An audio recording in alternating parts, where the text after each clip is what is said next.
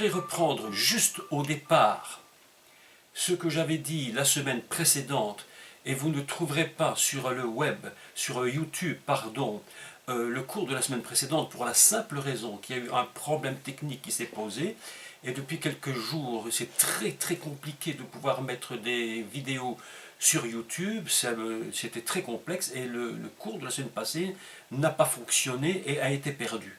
Donc, je vais redire ce que j'ai dit grosso modo, et puis on va continuer, et puis on reprendra toutes les données qui n'avaient pas été dites, afin qu'on puisse remettre tout ça en place. Et on redéveloppera ça encore plus en détail.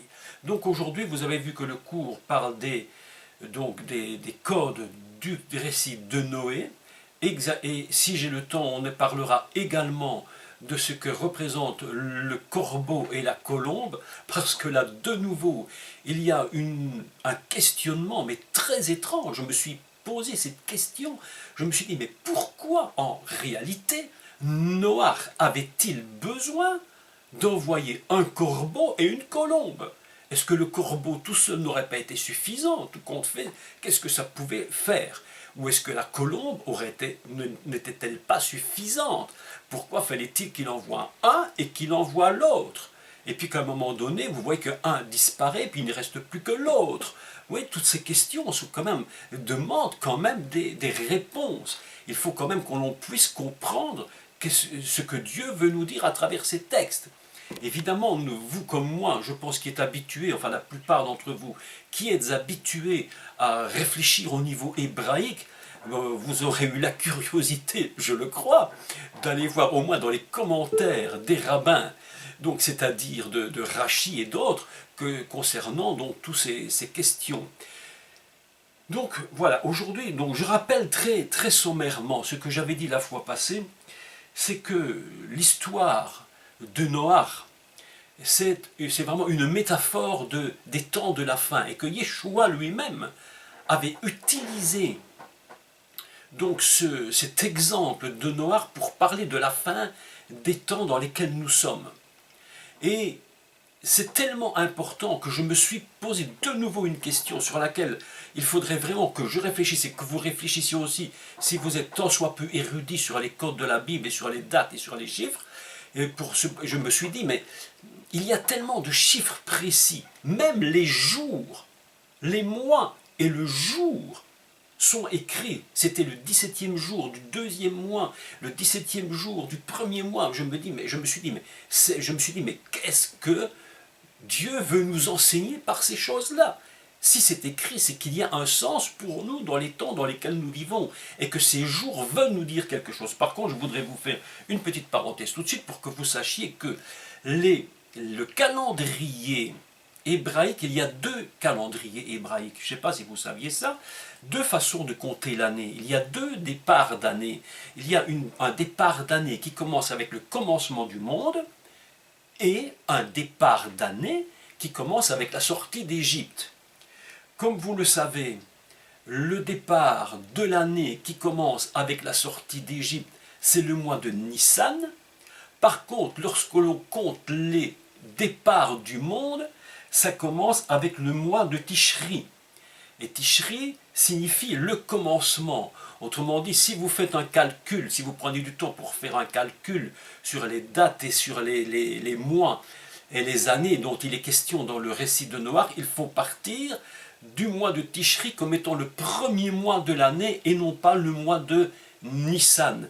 Nissan, c'est un mois tout à fait important, puisque nous savons tous que cette sortie d'Égypte, c'est la fête de Pessah. Donc nous prenons ce calendrier pour ce départ-là, mais pour l'autre départ, c'est un autre mois. Donc voilà, ceci dit, c'est déjà assez intéressant de recalculer à partir du commencement du monde dans le mois de Tishri. Ceci dit, vous vous souvenez que j'avais dit que le langage métaphorique de la Teva, ça signifie non seulement une boîte. La Teva signifie une boîte, non pas un bateau, mais une boîte, je le redis pour tous ceux qui ne le sauraient pas, mais qu'en même temps, dans le langage métaphorique, Kotev veut dire comme un mot. Et d'ailleurs, il y a une expression hébraïque qui dit Raché Tevot, qui veut dire le commencement des mots.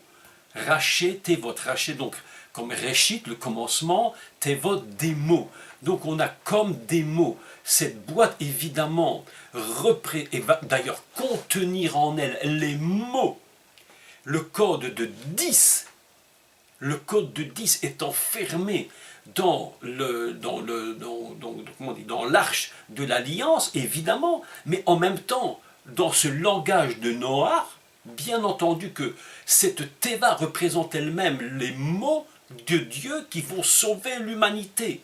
C'est pas n'importe quoi. C'est pourquoi je pense que les mots que Dieu a dictés pour cette Torah ont été vraiment un calcul excessivement savant.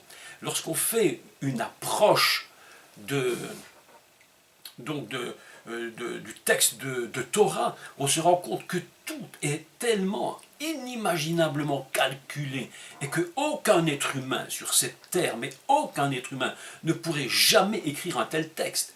Il faudrait peut-être des milliards d'années, je ne crois même pas qu'on y arriverait, tellement tout est une structure divine qui est concentrée dans ce texte. Vous savez que la Torah, combien de fois je l'ai dit, mais il faut le redire 1 million de fois, c'est des notions que l'Église devrait comprendre. Et vous savez que je reçois des courriers de pasteurs qui m'écrivent et qui me disent, et quand je dis ça, je ne dis aucun mal de personne, simplement je dis ce qu'on m'écrit pour vous montrer le manquement dans l'Église. Des pasteurs m'écrivent, eux, et me disent, ils me disent, mais écoutez, voilà, nous avons fait l'école biblique, nous avons été dans telle école, et même de grandes écoles bibliques très importantes. Ils disent, mais nous ne connaissons rien grand-chose. Et vous savez pourquoi? C'est parce qu'on a fermé, au niveau des doctrines, on a fermé systématiquement la réflexion, la pensée, et automatiquement il n'y a plus d'ouverture. C'est pourquoi, si je peux donner un bon conseil à tous ceux qui veulent véritablement devenir des enseignants, il faut premièrement garder fondamentalement la doctrine du Messie Yeshua, sur laquelle on ne peut pas bouger. Cette doctrine est fondamentale.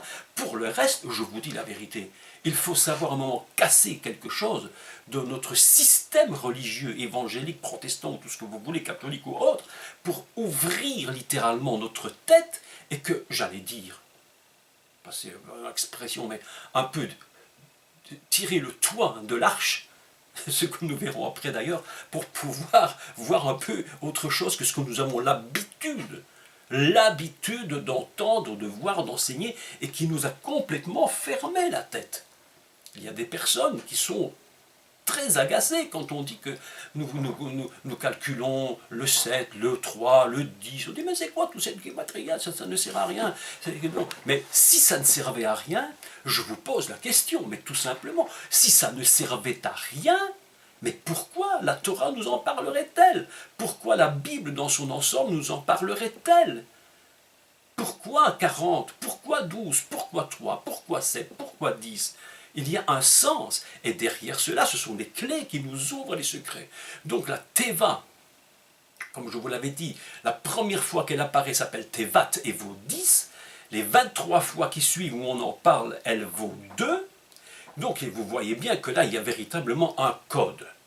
Aujourd'hui, nous allons pas faire une théologie immense, simplement je vais vous faire remarquer que dans cette Torah, dans la Bible, les codes se multiplient et se reproduisent non-stop.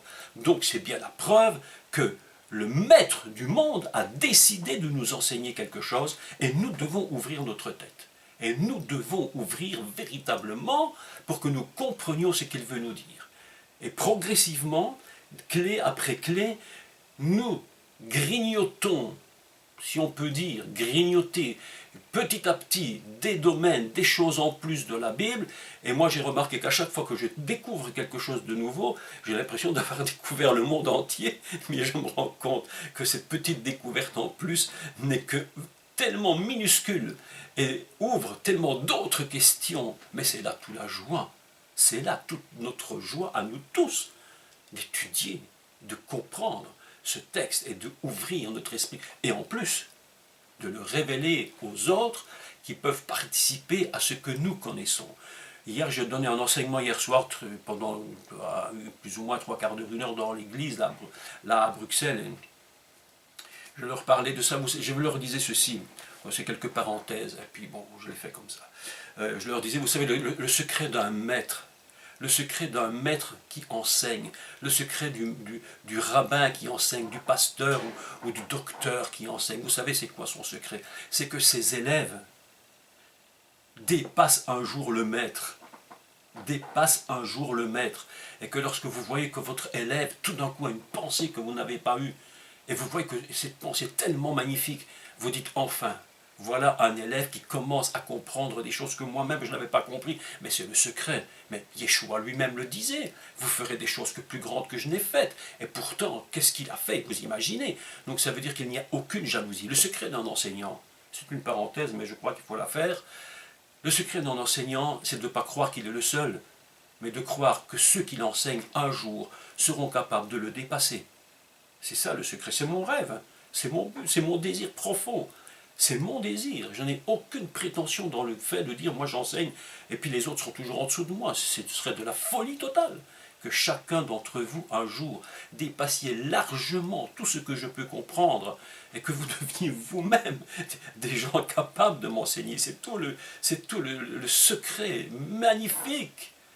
Et maintenant je passe au continu. Donc la Teva est donc une boîte qui contient dans sa structure, dans toute sa structure, les 10 paroles, la parole de l'unité divine dans son niveau le plus haut et qui va permettre à l'humanité de trouver le salut.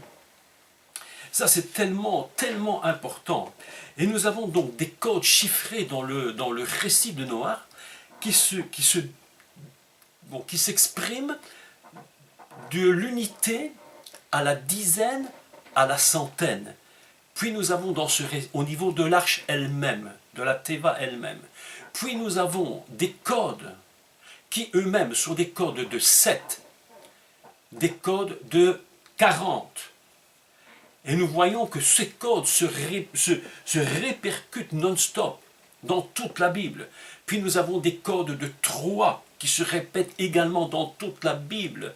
Si ça c'est du hasard, alors écoutez franchement, si c'est ça, c'est du hasard, ça ne sert même plus à rien d'étudier parce qu'on pourrait trouver ça en lisant Victor Hugo, on trouverait bien quelque chose à dire. Non mais en réalité, je vais essayer de parler de ces codes, tout simplement, et de les lire et de voir comment ils fonctionnent. Et vous allez voir qu'il y a des choses très très très très surprenantes. Le premier code, évidemment, que nous trouvons, nous en avions parlé la fois précédente, c'est le code de 1. Vous savez que l'arche est construite sur 3 codes chiffrés. Les codes de 1, des dizaines, donc de l'unité, donc Erad, l'unité divine, le code de 10 et le code de 100. La Teva fait 300 coudées, 50 et 30. Et puis tout en haut, nous avons un code 1. Deuxième chose qu'on peut dire, dans ces 3 dimensions, c'est qu'il y a encore 3 autres dimensions très intéressantes sur lesquelles j'aimerais dire quelques mots et pouvoir les comprendre dans d'autres niveaux de la Torah. Pourquoi je crois que ce récit de Noah est en train de nous révéler l'histoire du monde depuis le commencement jusqu'à la fin. Il y a un autre code qui s'appelle le code de 3 et qui se retrouve dans la Teva au niveau des 3 étages. Pourquoi la Teva fait-elle 3 étages s'il n'en fallait que 3? Dieu aurait pu en mettre 4, il aurait pu en mettre 2, il aurait pu en mettre 5, ou je ne sais pas moi. Non, il dit il y a 3 niveaux dans la Teva. Donc je voudrais d'abord dire quelques idées qui me sont venues, quelques opinions qui me sont venues par rapport à un code de 3 dans la Bible. Si on a compris que le principe de Noé est un principe, mais véritablement prophétique, puisque cet homme Noé, est un homme qui, au fond de lui-même, dans sa nature profonde, est un homme de prophétie, comme beaucoup de serviteurs de Dieu dans la Bible, comme Élie, Élisée, même David et d'autres, même Yona dont nous allons parler, puisque Yona c'est la colombe. Donc vous voyez que déjà là, tous ces hommes-là contiennent dans leur propre vie une dimension prophétique, même s'ils ne parlaient pas, leur vie et leur acte sont des dimensions de prophètes élevés à un niveau extrêmement élevé.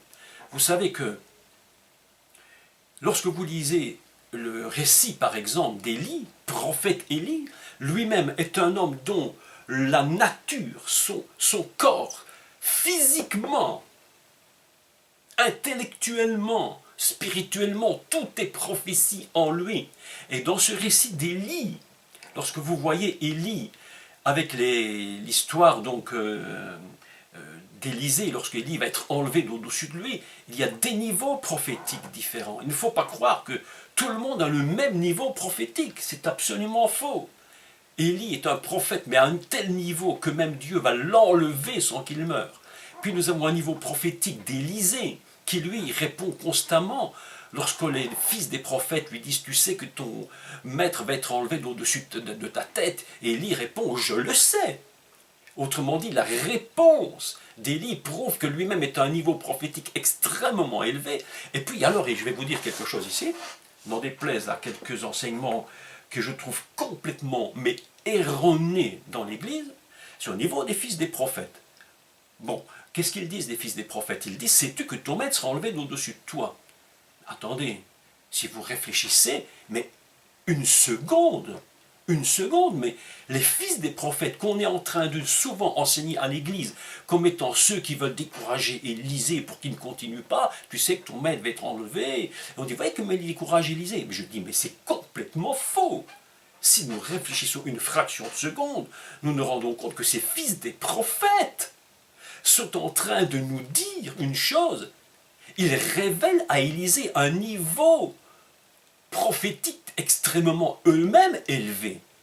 Ils ont une révélation, ces fils des prophètes, que le maître Élie sera enlevé d'au-dessus de lui. Mais vous imaginez que pour atteindre ce niveau, c'est déjà extraordinaire en soi. Donc vous voyez que dans ces personnages, il y a des niveaux prophétiques, mais à la différence que lorsque Élie va être enlevé d'au-dessus Élisée, les fils des prophètes ont leur limite. Bien que leur niveau soit élevé, ils ont une limite prophétique. Quelle est cette limite? Eh bien, ils disent à Élisée, vous voyez, je suis en train d'un petit peu partir dans l'explication des prophètes, alors, tout ça pour expliquer Noé qui lui-même est un grand prophète. Ils lui disent quoi? Ils lui disent, mais écoute, Élisée, en fait, nous savions que ton maître allait être enlevé, mais enfin, peut-être il a simplement été le déposer dans une montagne, dans une vallée, ou je ne sais pas où, laisse-nous partir, on va y aller, on va chercher. Et Élisée leur répond, mais n'y allez pas, ça ne sert à rien. Mais il dit, laisse-nous aller. Et ils insistent, et Élisée discute, et puis jusqu'au moment où Élisée, il en a par-dessus la tête, il leur dit, vous voulez y aller, ben allez-y. Votre niveau prophétique est quand même limité, bien que vous soyez très élevé, vous êtes quand même limité. Bon, pourquoi je dis ça? C'est une parenthèse intéressante, parce que en réalité, prophétiquement, il y a des niveaux prophétiques. Il y a des gens dans les églises qui s'imaginent qu'ils sont des grands prophètes. En fait, il faudra un jour que je vous parle sur la prophétie, vous dire exactement la vérité. Arrêtez de raconter passez-moi l'expression, mais arrêtez de nous raconter des salades et des ratatouilles, pas possible. À un moment donné, il faut qu'on dise la vérité sur le niveau prophétique. Il y a beaucoup de gens qui croient être des prophètes, ils ne font que des déductions. Il y a des gens qui sont en train de prophétiser sur le monde aujourd'hui, mais attendez, même les gens, même sans être croyants, l'état du monde nous fait dire des vérités, on n'a pas besoin d'être prophète. Donc vous savez que le niveau prophétique peut être très particulier et très limité à certains niveaux. On doit être très prudent, mais je clôture l'histoire prophétique. Tout simplement pour vous dire quoi? Qu'en réalité, un homme comme Noach est un homme d'un niveau prophétique extrêmement élevé. Prenons maintenant la dimension de l'unité, celle qui se trouve le plus haut dans l'arche, et qui vaut 1. Et j'ai constaté que ce niveau prophétique, j'ai pris ici quelques notes, vous allez voir, qui sont assez intéressantes, va se décomposer en 3 niveaux lui-même. Le 1 va se décomposer en 3 niveaux lui-même. Alors, prenons ces 3 niveaux d'abord. Je saute un peu sur mes feuilles de droite à gauche, mais voilà, nous allons prendre le niveau le plus élevé, c'est-à-dire celui du 3e niveau en haut, qui touche ce qu'on appelle une amma, c'est-à-dire la valeur de 1. 3 mots vont être utilisés. 3 mots différents hébreux vont être utilisés pour parler de ce niveau 1. Alors, je ne sais pas si vous avez fait si vous avez eu le courage, pas le courage, je supprime ce mot, hein, je bats, clac, clac, parce que je sais que vous avez beaucoup de courage dans la recherche, mais la curiosité de fouiller chaque mot.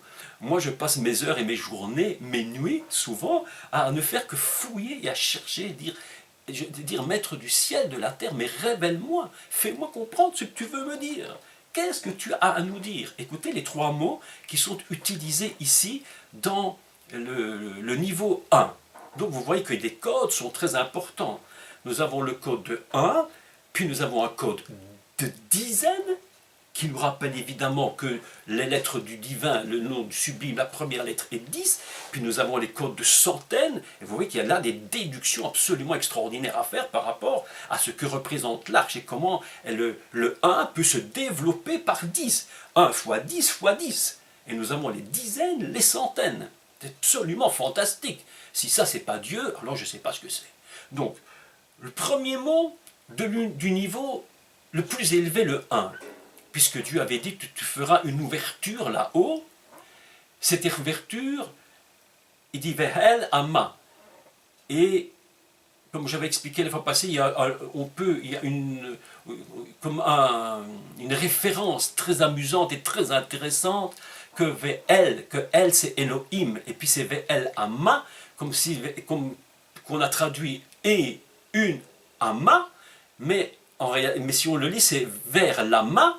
Mais en réalité, on pourrait lire « Et El Elohim », l'Amma de Elohim. Et d'ailleurs, vous savez, c'est très surprenant parce que vous savez que dans comment on appelle ça, le Mishkan, comment on dit ça, le tabernacle, il y a une mesure du tabernacle, une mesure spéciale du tabernacle, qui n'est pas la mesure de l'homme. Lorsque Dieu mesure avec sa mesure à lui, avec son amas à lui, c'est pas la même mesure que l'humain. Notre mesure à nous a une dimension, mais la mesure de Dieu a une autre dimension, encore beaucoup plus élevée, différente. La façon dont le maître du ciel et de la terre juge le monde, il le juge à partir de son amas à lui, de sa coudée à lui. Pas notre à nous, c'est la sienne à lui. C'est pourquoi, petite parenthèse à nouveau, il faut être très prudent lorsque nous jugeons les gens dans nos églises, dans nos assemblées, et même les gens extérieurs au monde. Vous savez que Dieu ne voit pas les gens comme nous les voyons. On nous dit souvent, il faut voir comme Dieu voit. Ah, il faut voir comme Dieu voit, oui, mais comment est-ce qu'il voit? Vous savez, je ne suis pas Dieu, vous n'êtes pas Dieu, nous ne serons jamais Dieu, hein? Alors comment voit-il exactement? Je ne sais pas. Mais néanmoins, sa façon dont il dirige le monde nous prouve bien par là que la façon dont il voit et dont il calcule et dont il gère et le plan qu'il met en place pour le salut n'est pas fonctionnel de notre mesure à nous. Le amas du tabernacle, la coudée du tabernacle, la coudée du temple est différente, elle a une autre mesure. C'est très important. Donc nous sommes ici dans une coudée VL, comme si j'avais dit Elohim, c'est un langage, c'est quelque chose qui nous fait penser à cela, même si ce n'est pas ça qui est écrit, mais il y a une allusion absolument intéressante. La coudée de Dieu, c'est celle de haut, qui se trouve dans le niveau 1 du tabernacle. Et cette coudée-là, on va dire que Dieu va en faire une ouverture de lumière. Alors, une ouverture de lumière, Tsoar, premier mot, qui veut dire briller, éclairer. Je crois que c'est Thierry, la semaine passée, qui nous avait fait remarquer, il y a juste raison que Rachi, le commentateur du Moyen-Âge, avait dit que cette ouverture était une pierre précieuse. Et si je me souviens bien, Daniel avait rajouté que cette pierre précieuse, c'était Yeshua. Donc, nous avons ici 2 idées absolument fantastiques, c'est que l'ouverture dans le niveau 1, le plus élevé de cette arche, c'est une lumière qui vient de l'au-delà, c'est ce qu'on pourrait appeler la lumière incréée, cette lumière or, dont il est parlé dans le Bereshit, que Dieu dit que la lumière soit, vaï or, oui, vaï or, la lumière de là-haut, et que cette pierre est en train d'éclairer. Et ce qui est surprenant, c'est que cette définition de l'ouverture, Tsoar, l'ouverture de cette qu'on a traduit par une fenêtre, mais qui en réalité n'est pas le mot fenêtre. Le mot fenêtre viendra en deuxième position dans la lecture de ce texte. Je vais vous donner la référence. Donc cette lumière, qui est pourtant pas immense, c'est un amas, mais c'est en haut, c'est petit, c'est pas grand. Mais elle est capable, cette lumière, de remplir toute l'arche entière. Comment est-ce possible si ce n'est pas quelque chose de surnaturel et de divin? Autrement dit, dans le code que nous sommes en train de lire, le 1, ce 1 représente la lumière incréée, la lumière messianique. D'ailleurs, si vous écoutez quelques commentaires très intéressants des rabbins, vous allez voir qu'ils disent que cette lumière du commencement du monde, ils le disent clairement, c'est la lumière messianique. Ils disent que le rouach du commencement du monde, c'est le rouach messianique. Donc vous voyez que dans le code de Noach, Dieu a décidé de sauver son monde, parce que Dieu ne veut pas que réellement son monde disparaisse complètement. Dieu n'a pas cessé d'espérer dans son monde. Il espère encore que ce sera possible de faire quelque chose. Évidemment, il va détruire. Vous savez que lorsque l'homme pêche, lorsque l'homme va pécher, lorsqu'il transgresse la loi, c'est un système qui se met en place, un système boule de neige, si je peux dire, qui s'amplifie. Vous savez qu'est-ce que c'est le système boule de neige? C'est très simple, vous commencez avec une toute petite boule, vous la roulez, vous faites une grosse boule, vous faites un bonhomme de neige et vous continuez à tourner, ça devient une montagne, c'est immense. Et c'est ça la transgression de la loi. Mais Dieu dit, moi je n'ai pas cessé d'espérer dans ce monde, je peux encore croire et je vais mettre les moyens à la disposition de ce monde pour trouver encore le salut. Et il fait grâce au monde, même s'il y a un niveau Elohim qui, lui, est un niveau qui veut toucher la terre et la détruire. Il y a un niveau, je dirais, du nom sublime de Dieu qui, lui, espère encore et fait grâce au monde. Autrement dit, cette lumière, cette arche et cette lumière qui éclaire tout le vaisseau est absolument extraordinaire. Mais si vous regardez bien, encore une fois, il n'y a qu'une ouverture pour la lumière dans le bateau. La Bible ne nous dit jamais qu'il a fait des fenêtres partout. Et c'est exactement le même principe que l'on retrouve dans l'unité du tabernacle. Dans le tabernacle, on retrouve cette même unité, où il n'y a qu'une lumière à l'intérieur, c'est la lumière incréée de Dieu, qui est représentée sous la forme de 7. La forme de 7 lumières qui brillent à l'intérieur. Et je voudrais après vous, si j'ai du temps, mais le temps passe si vite, expliquer pourquoi il y a un code 7. Un code chiffre 7 dans le chandelier, donc dans le Mishkan, un code 7 avant que viennent les 40, vous voyez le code 40 de la destruction par la pluie. Là, il y a vraiment un secret que je veux vous dire si j'ai le temps aujourd'hui, sinon ce sera la semaine prochaine. Donc, voilà que le premier mot utilisé, Tsoar, qui est l'ouverture de lumière dans le niveau céleste le plus élevé de l'arche, c'est son premier mot. Et il dit que tu feras une amas, donc une coudée, une amas, et tu la feras depuis le haut et non pas depuis le bas. Évidemment que tous, on sait très bien qu'on ne commence pas une maison par le toit, mais qu'on commence par les fondations. Mais néanmoins, il est surprenant de lire que dans ce livre de Torah, dans ce récit de Noé, que la base, il va donner les mesures de l'arche dès la base, il termine par le 1 en disant « tu le feras depuis le haut ». Il termine donc en montant, mais quand il arrive en haut, il dit non, comme si Dieu disait non, c'est pas par le bas qu'on construit cela. Cette hauteur-là, tu ne peux la construire par le bas. Tu ne peux la construire que par le haut. C'est pourquoi il est écrit « milmala » qui veut dire « par le haut », depuis le haut. Tu la termineras depuis le haut. Autrement dit, la valeur 1 ne peut être autre chose que la lumière incréée du commencement de tout l'univers, et de toute façon c'est une certitude, puisque l'arche représente un recommencement du monde à travers la grâce, c'est un recommencement, et si Dieu recommence, et pas si, puisque Dieu recommencera un monde, il ne peut le sauver et le recommencer que par la lumière incréée qui se trouve de l'autre côté, cette lumière divine. Il est la lumière. Et hier, Yeshua le dit, je suis la lumière. Je suis la lumière. Sans cette lumière incréée, l'arche entière ne peut être remplie de lumière. C'est surprenant, n'est-ce pas? Beaucoup de gens n'ont même pas réfléchi une seconde qu'une seule petite fenêtre, une seule petite ouverture avait une capacité d'éclairer une entièreté à l'intérieur, bien qu'elle soit divisée dans tous les niveaux. Deuxième mot,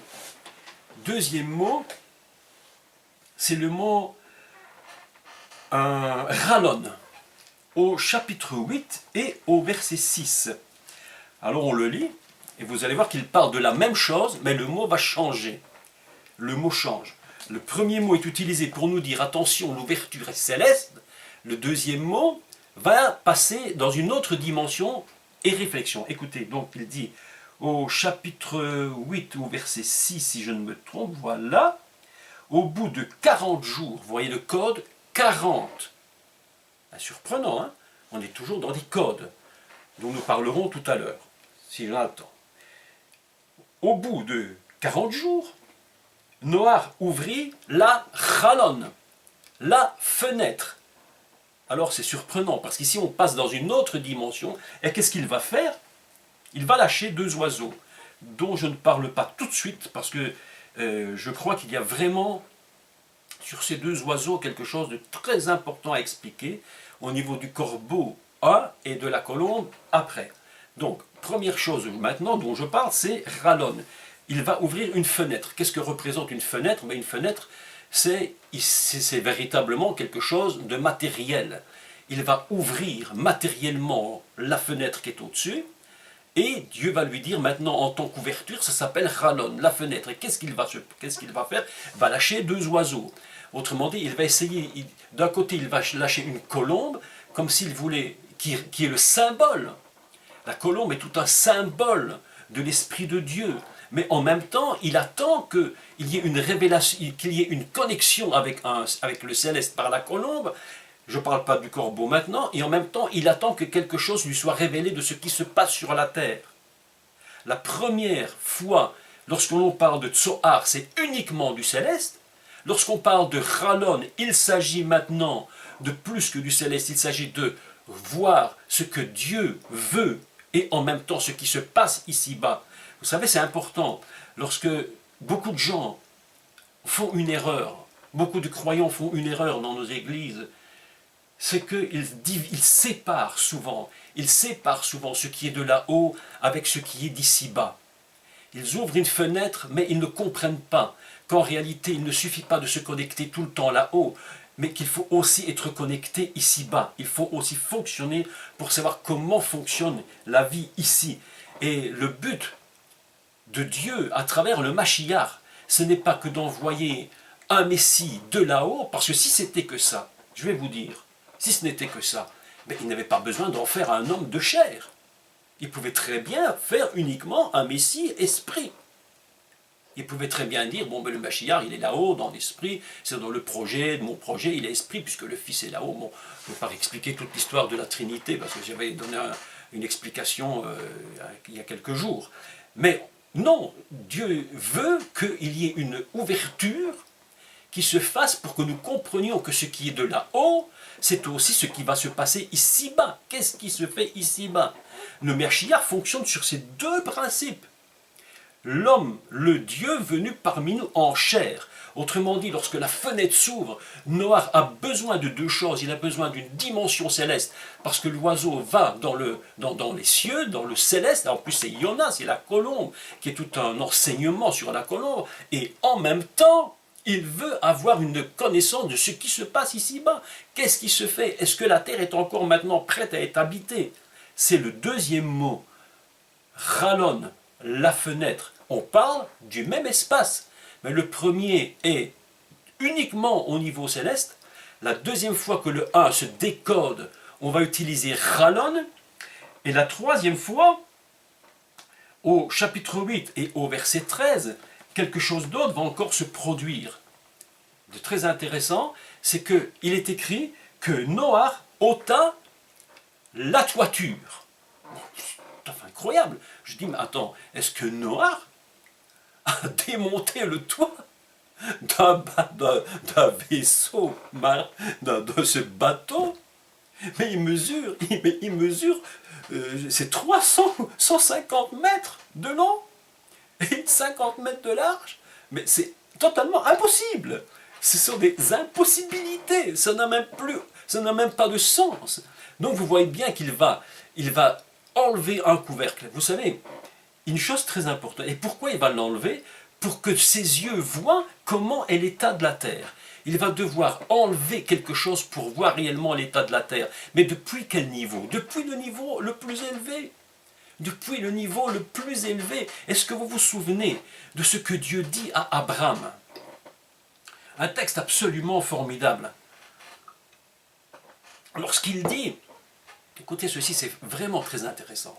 Vous allez voir qu'il y a une concordance entre les deux personnages et entre ce que Dieu va dire à ces deux personnages.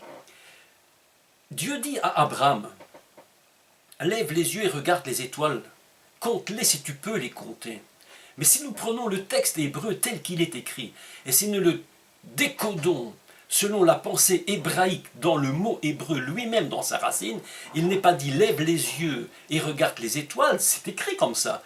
Mais on le traduit autrement, véritablement, il est dit regarde du haut vers le bas et regarde les étoiles. Autrement dit, il faut qu'il sorte de cet endroit où il est et qu'il s'élève.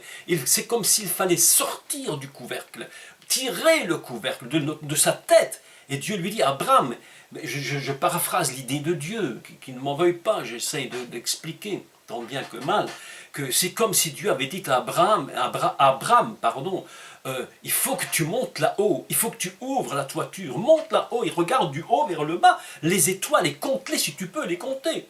C'est pourquoi il y a des dimensions absolument importantes pour la reconstruction du monde, pour la reconstruction, j'allais dire, même de nos églises, de nos assemblées qui sont dans des états parfois lamentables. Ce n'est pas en les regardant du bas vers le haut. Il faut savoir s'élever au-dessus de la situation. Il faut savoir se mettre plus haut et regarder vers le bas. C'est-à-dire que nous touchons le niveau du céleste, nous touchons le niveau du 1, de niveau Erad, là où se trouve la lumière, où je suis capable de me connecter par la fenêtre avec le haut et le bas, et à un moment donné, je dois être capable de tirer le couvercle pour m'élever moi-même, spirituellement, intelligemment, intellectuellement au-dessus pour regarder et dire Seigneur, je regarde et qu'est-ce que je vois? Le niveau 1 est rad, une amma, cette dimension céleste extraordinaire de l'arche, représente véritablement ces trois niveaux absolument fantastiques, qui est le Sohar, qui est le Chalon et qui est le Mirsé. La lumière, la fenêtre et le plafond qui va être enlevé pour que Noach puisse enfin être capable de reconstruire le monde, et il va participer à ce projet de la reconstruction d'une façon absolument extraordinaire. Voilà un peu une première définition du texte. Je voudrais maintenant, et je cherche mes notes parce que je ne peux pas m'oublier, hein, j'ai tout écrit, parce que je dis, je ne peux pas improviser ce genre de choses, c'est très compliqué, sinon ça va tourner à rien. Donc, alors, voilà que il y a donc cette dimension absolument fantastique de 1, de 10 et de 100, donc les dizaines et les centaines, donc d'une multiplication vers le bas, comme s'il y avait une révélation qui doit se développer du haut vers le bas pour que cette arche puisse véritablement fonctionner. Et cette arche, elle représente beaucoup de choses. Elle représente non seulement le salut d'une humanité, d'un recommencement d'humanité, mais elle représente aussi dans ces trois niveaux le niveau de l'humain lui-même. Parce qu'en sauvant, en construisant cette arche, c'est l'homme qui est sauvé. C'est la dimension humaine qu'il va sauver. Pas seulement, vous me direz, il y aura aussi, évidemment, des animaux, il y aura aussi des végétaux, puisqu'il faudra bien nourrir, il faudra bien prendre, j'allais dire, des semences et des racines, bon, pour en faire repousser tout ce qui aurait disparu. Et encore là, je fais une parenthèse très intéressante, c'est que tout a été détruit sur la terre, sauf une chose. On dit que toute la végétation a été détruite, sauf deux choses. Deux choses. Écoutez bien, c'est surprenant. C'est l'olivier et la vigne. L'olivier et la vigne. Surprenant. Alors, vous voyez bien que dans ces textes, il y a des codes. Pourquoi l'olivier? Pourquoi la vigne? Il est dit que Noach planta une vigne. Nous aurons l'occasion de reparler de tout ça, parce que j'ai fait une étude sur la replantation de Noach. Vous allez voir que c'est vraiment surprenant. Et la première chose qu'on remarque qui est sauvée sur cette terre qui n'a pas été détruite sur cette terre. Évidemment que la vigne, probablement que Noach l'avait emmené en pied de vigne pour en planter un après le déluge, mais il n'est dit qu'au niveau de l'olivier, puis c'est de l'olivier qu'il s'agit, c'est bien ça, j'ai dit l'olivier, oui, il ne faut pas dire de bêtises, hein. Au niveau de l'olivier, lorsque la colombe va sortir, elle va ramener une branche d'olivier. On appelle ça taraf zaït. Une branche, j'expliquerai pourquoi le mot taraf ne veut pas dire branche. En réalité, c'est un autre mot. Ça veut dire autre chose. Mais on a traduit branche, parce que ça paraissait plus logique. Mais j'expliquerai. Mais c'est la preuve que si tout a été détruit, quelque chose n'a pas été détruit. Au moins une chose a subsisté. C'est l'olivier. Il a subsisté. La colombe vient, elle ramène un brin d'olivier. Donc l'olivier lui subsiste. C'est extraordinaire. Qu'est-ce que Dieu veut nous dire par là? Alors je continue. Donc voilà que l'humain, je suis toujours en... Voilà, je pensais parler de tout, mais voilà, je suis déjà arrivé à nulle part. Je suis encore nulle part, j'ai encore rien dit. Hein. Je suis déjà arrivé au moins aux 3 étages, c'est déjà pas mal. Et je voudrais vous parler des 3 étages. Comment fonctionne le code 3? Dans l'arche de Noach, donc dans la Teva, il y a le code 3, et comme Yeshua lui-même nous enseigne que, comme à l'époque de Noach, c'est la fin des temps, cette Teva englobe évidemment l'histoire de l'humanité. Elle englobe toute l'histoire du monde. Et les 3 niveaux vont se répéter sans cesse, à des niveaux différents, à des époques différentes. Il y a des grandes lignes de 3 qui vont s'inscrire. Première ligne de 3, je vais l'expliquer simplement, c'est au niveau humain. Lorsque Dieu sauve son humain, donc son Adam, puisque tous nous venons de l'Adam, nous sommes des Adamiques, même s'il y en a qui font des différences entre les Bnei Adam, les Bnei Noach, les Bnei Israël, enfin tout ça, bon, tout ça c'est des choses probablement avec des vérités à l'intérieur, mais enfin c'est un peu complexe, c'est pas le but d'enseigner ces choses ici maintenant, mais au niveau de l'humain va être sauvé dans tous les domaines. On ne peut pas sauver l'âme, perdre le corps, on ne peut pas sauver un corps et puis perdre son esprit ou son âme. Il faut que l'ensemble soit sauvé. C'est-à-dire qu'il y a les 3 dimensions qui sont représentées au niveau humain, le corps, l'âme et l'esprit. Et vous savez qu'au niveau du corps, nous parlons de ce que nous avons besoin pour vivre, c'est-à-dire ce qui est extérieur, et puis le corps prend ce qu'il a besoin pour vivre, exister, puis il y a tout ce que le corps va rejeter dont il n'a pas besoin.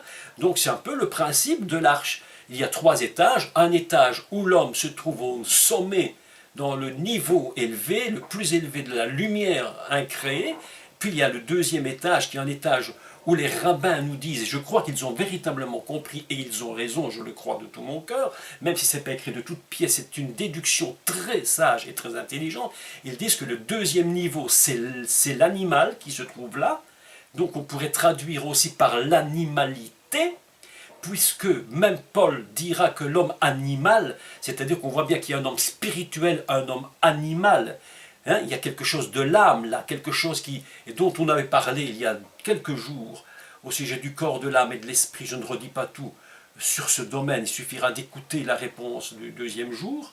pour comprendre ce que je voulais un peu dire dans ce domaine. Il y a donc un niveau 2 qui est le niveau où l'animal existe. Il y a un troisième niveau qui est donc où les rabbins nous disent que c'est là qu'on mettait la nourriture, qu'on prenait les déchets. Et vous imaginez bien que pendant le temps, les mois qu'ils ont passés dans cette arche, il fallait bien évidemment qu'il y ait un endroit pour remettre les déchets, mettre la nourriture, etc. Ainsi, l'homme est formé sur ces trois niveaux. Le niveau de, je dirais, le plus basique qui est son corps extérieur, avec ce que nous prenons et ce que nous rejetons. Puis il y a un niveau 2 qui est un niveau où l'âme, avec tout ce qu'elle comporte et toutes ces définitions de l'âme, écoutez le cours numéro, ce que j'ai dit il y a quelques jours sur l'âme, les 5 niveaux de l'âme, et puis il y a le niveau esprit. Et ce niveau esprit-là, c'est celui que le maître du monde veut que nous soyons en connexion esprit avec son esprit. D'ailleurs, Paul dit clairement que son esprit et notre esprit est un seul esprit. Alors, vous savez, lorsque j'étais en Corse, Rachel va se souvenir de ça, j'avais pris un exemple, mais tellement basique que c'est d'une simplicité incroyable. Pour comprendre la fusion qu'il y a entre le niveau 2 et le niveau 1, parce que c'est indivisible. Vous comprenez bien comme moi que l'arche, cet Théva est indivisible. Il n'y a pas qu'un seul niveau qu'on sépare, peut-être uni.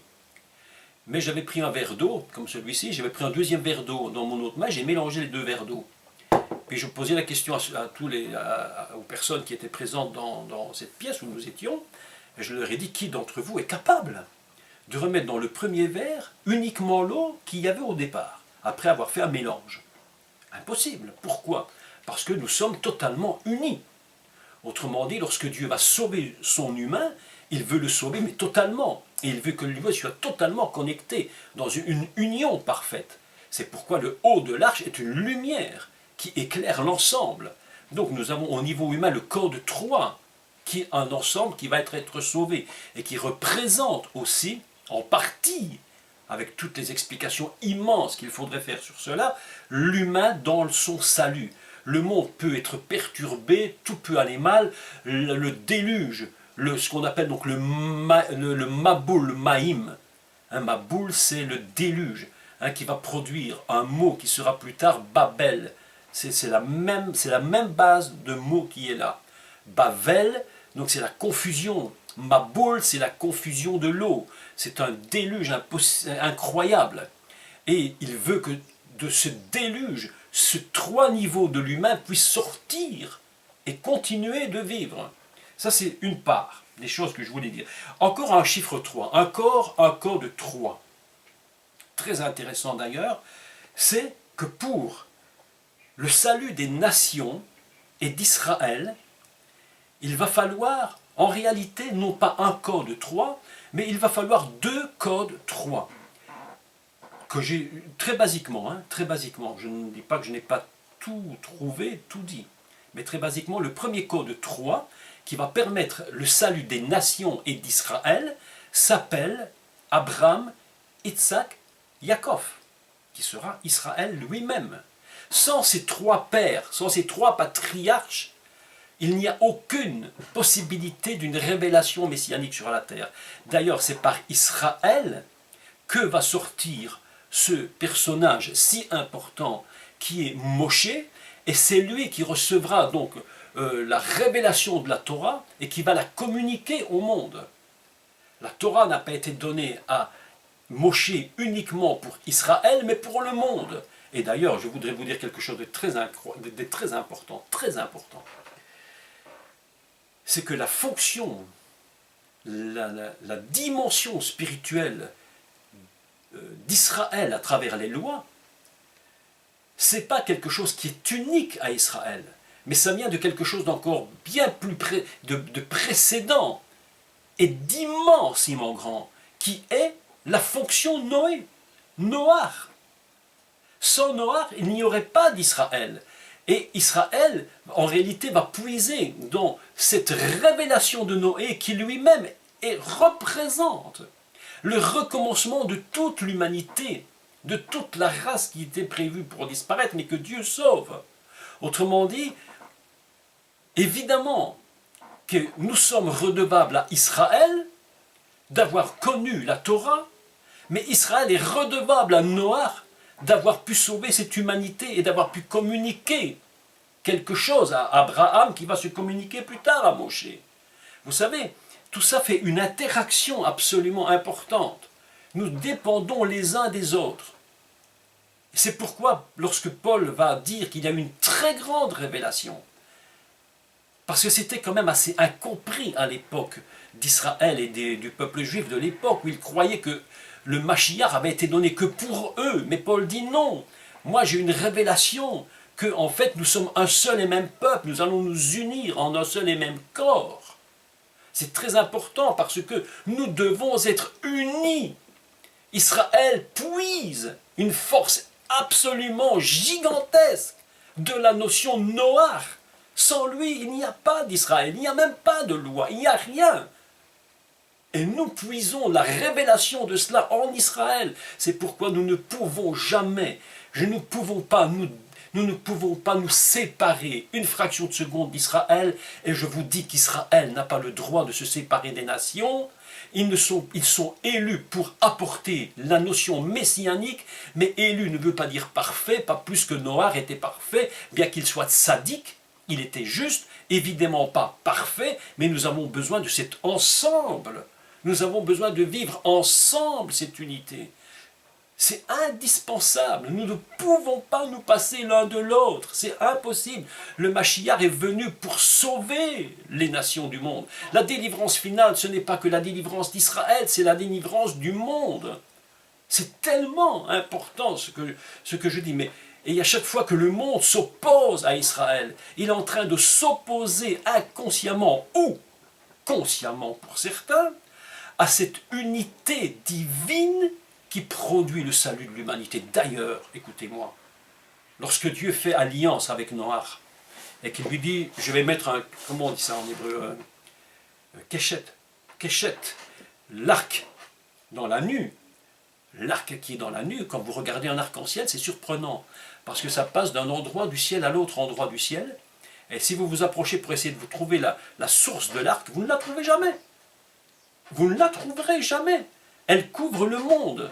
Elle couvre le monde. Un arc-en-ciel peut très bien se trouver en Israël, il peut très bien se trouver en Belgique, en France, en Amérique, n'importe. Il couvre. L'alliance de l'arc-en-ciel, c'est l'alliance du monde. Dieu fait alliance d'abord avec le monde. Je vous fais remarquer que d'abord il fait alliance avec le monde, avant même de parler à Israël. C'est pourquoi nous sommes indiscutablement liés, et c'est pourquoi Dieu nous demande de nous respecter et les uns les autres et de nous comprendre notre fonction. La fonction Israël est une fonction indispensable pour le monde. Et la fonction du monde est une notion indispensable pour l'existence d'Israël. Et lorsque nous n'avons pas compris ce principe, alors que se passe-t-il? C'est la guerre, c'est la destruction et c'est la guerre. Voilà donc un niveau Abraham, Yitzhak, Yaakov, le code 3 des pères, des patriarches qui vont engendrer jusqu'à Moshe pour nous donner la révélation et engendrer plus tard jusqu'au Mashiach. Troisième, vous voyez que le temps passe vite, il nous reste encore quelques secondes, mais je fais juste une approche sur cela et je continue tout cela la semaine prochaine. Troisième code de 3, très important dans ce qui est la délivrance des nations et d'Israël. Deuxième niveau, 3 temples. Le temple de Shlomo, le temple de Zorobabel et le temple de ce qu'on appelle le Melech Mashiach, du roi Messie. Je me suis posé une question. Je me suis dit, pourquoi a-t-il fallu 3 temples pour que la délivrance finale se produise? Réponse hyper basique. Ils ont désobéi, le temple a été détruit, on l'a reconstruit. Ils ont désobéi, le temple est reconstruit. Ils ont de nouveau désobéi, probablement, même plus que probablement, ils vont reconstruire un troisième que, évidemment, on va peut-être encore essayer de détruire, mais que Dieu va sauver. Pourquoi? Je me suis posé la question, fallait-il 3 temples pour que la délivrance finale puisse arriver, que représente le temple de Salomon, que représente le temple de Zorobabel, que représente le temple du roi Messie. Quelles sont les différences entre les trois? Est-ce qu'ils sont tous les trois les mêmes? Est-ce qu'ils sont différents? Est-ce qu'ils portent en eux des dimensions différentes? Je vais vous dire quelque chose. Oui, il y a une différence entre les trois temples. Et là, quand j'ai commencé à réfléchir à ce texte, je me suis dit, là, je ne pourrais même pas en parler aujourd'hui, ni même au prochain cours sur Noach, ce sera un cours à part entière. Un cours à part entière. Quels sont les différents niveaux des trois temples et pourquoi a-t-il fallu trois exodes? En réalité, il y en a eu 4, mais 3 en particulier, pour que la délivrance finale du monde et d'Israël puisse arriver à terme. Vous voyez que les codes de l'arche, de la Teva, se multiplient, je dirais quasi à l'infini dans toute la Bible. C'est absolument impressionnant. 3 temples, 3 patriarches, 3 niveaux d'humains, Noach, ses fils et les femmes. 3 dimensions. Le père, les constructeurs et le niveau féminin. 3 dimensions sur lesquelles il faudra expliquer que représentent ces 3 dimensions. Vous imaginez un peu que le principe de la Teva est si immense que je suis convaincu qu'on n'a fait que balbutier depuis des siècles, sur ce principe de Noach, mais j'ai décidé, avec l'aide du Créateur du ciel, de la terre, j'ai décidé de dire, révèle-moi, fais-moi comprendre les secrets de ton arche, fais-moi comprendre les secrets du monde, à travers l'histoire de Noach, parce que nous avons tous besoin de comprendre ce qui est dit et ce que Dieu veut nous enseigner. Mes amis, l'heure est passée. Mais ne sois pas déçu, Daniel, le cours sera en ligne, tu pourras l'écouter, même si tu n'es pas là. Et que Dieu vous bénisse tous. Et puis je suis tellement déterminé à communiquer au monde les principes du salut, de l'amour de Dieu, de la loi divine, comment ça fonctionne. Nous avons passé une heure à la lumière de Dieu, nous nous tenons là-haut, dans sa présence, là où ça brille le plus, et nous demandons au Maître du monde de nous éclairer davantage. Que Dieu vous bénisse tous en cette journée, qu'elle soit magnifique pour vous. Restez dans un Shabbat de paix profonde. Dans un Shabbat de paix profonde. Aujourd'hui, je vous demande, faites quelque chose pour vous, pour le Seigneur lui-même et pour moi. Apprenez à vivre en paix et ne vous inquiétons de rien. Ne vous inquiétez de rien aujourd'hui. Mettez de côté tout ce qui vous ennuie, tout, et laissez-vous remplir de la paix du Shabbat. Shalom à tous.